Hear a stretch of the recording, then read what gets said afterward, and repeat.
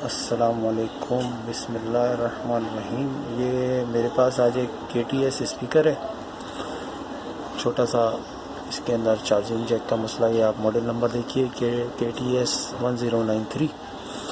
तो इसके अंदर चार्जिंग जैक जो होता है वो बहुत ज़्यादा नाजुक जगह पे होता है।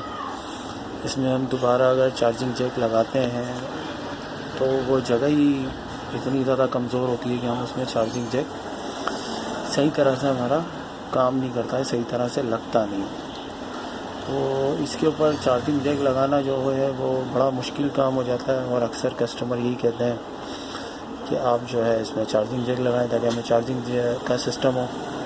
तो मैं अक्सर बेशतर यही करता हूँ कि मैं इसको एक डायरेक्ट केबल देके और ऑप्शन बना देता हूँ ताकि कस्टमर को परेशानी ना हो। जैक की मोबाइल की चार्जिंग केबल से इसको कनेक्ट करके बाहर एक केबल निकाल के देता हूँ ताकि वो इससे चार्ज भी करें और चलाते भी रहें इसको।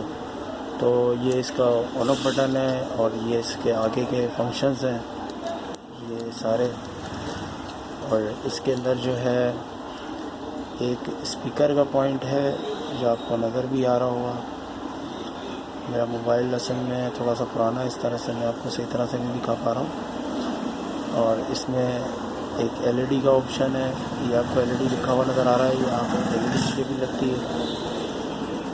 और ये इसका स्पीकर का पॉइंट है, ये इसका ऑन ऑफ पॉइंट।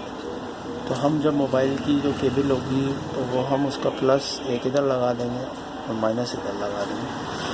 प्लस और माइनस इधर लगाने के बाद फिर हम इसको डायरेक्ट मोबाइल पर जब हम इसको चार्ज करने पे लगाएंगे तो ये इंशाल्लाह ताला बिल्कुल चार्ज करेगा ये।